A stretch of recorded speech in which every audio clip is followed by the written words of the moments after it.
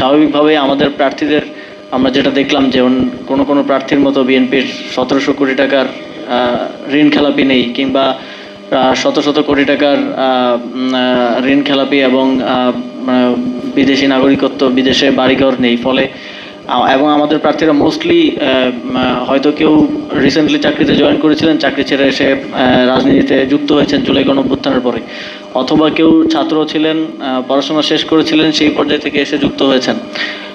এবং আপনারা আমাদের প্রার্থীদের যদি হলফনামাও দেখেন, সেখানেও দেখবেন যে খুব বেশি কোটিপতি বা খুব বেশি আগে থেকে সচ্ছল হাতে গোনা কয়েকজন ছাড়া আসলে নেই।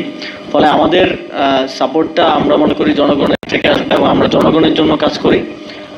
ফলে জনগণের অর্থনৈতিক পলিসি থেকে শুরু করে প্রত্যেকটি ক্ষেত্রে জনগণের সমর্থন, সহযোগিতা এবং পরামর্শ নিয়ে আমরা সামনের দিনে এগিয়ে যাব এবং আমরা আমাদের দিক থেকে দায়িত্বশীলতা এবং জবাবদিহিতাটা সর্বোচ্চ নিশ্চিত করব।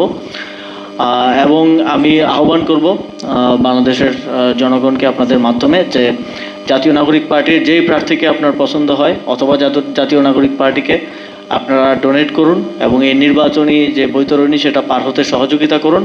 এবং আমরা আপনাদের অর্থে, আপনাদের সহযোগিতায়, আপনাদের সমর্থনে নির্বাচিত হলে জাতীয় নাগরিক পার্টির প্রার্থীরা আমরা সংসদে গিয়ে আপনাদের ভয়েসটাই রেজ করব। আমরা যদি অন্যান্য দলের মতো কোনো ব্যবসায়ের অর্থে কিংবা কোনো ঋণ খেলাপির অর্থে নির্বাচিত হই, তাহলে আমরা সংসদে গিয়েও সেটাই প্র্যাকটিস করার সম্ভাবনা বেশি এবং সেই ব্যবসায়ীদেরই বেনিফিট দেওয়ার সম্ভাবনা বেশি। কিন্তু আমরা যদি আমরা মনে করি যে আমরা জনগণের সমর্থন নিয়ে, জনগণের সহযোগিতা নিয়ে সেখানে যেতে চাই এবং জনগণের প্রতি আমাদের একমাত্র দায়বদ্ধতা থাকুক, সেটা আমরা চাই। তো আমি বাংলাদেশের জনগণের প্রতি আহ্বান জানাবো এবং আপনাদের থেকে এই বিষয়ে সমর্থন চাইব। আপনাদের সকলকে আবারও ধন্যবাদ।